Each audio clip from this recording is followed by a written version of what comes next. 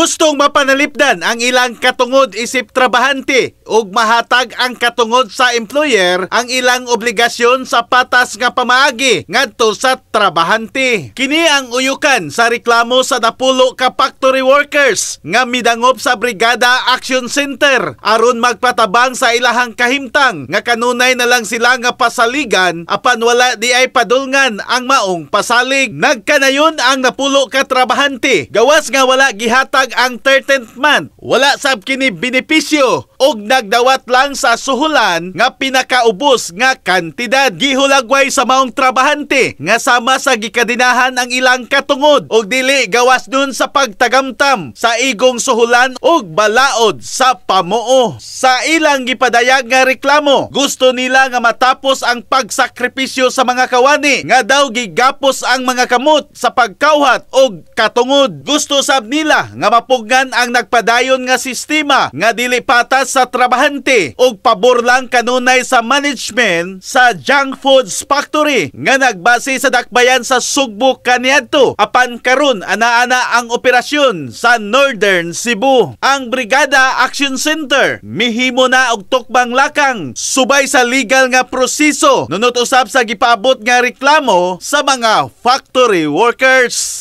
Hangyan anak ko sa kampanya kung pwede lang unta ang amo ang karon ang amo untang gilaban nga katungod unta matagaan ninyo og pansin. Kami sir dili jud kami maabot og brigada doli kung ang amo untang mga hangyo nga pamasko nga ilan jud tang isyur nga matagaan mi. Pero sa among pagpangutana way klaro matud pa ipangutana pa sa Manila.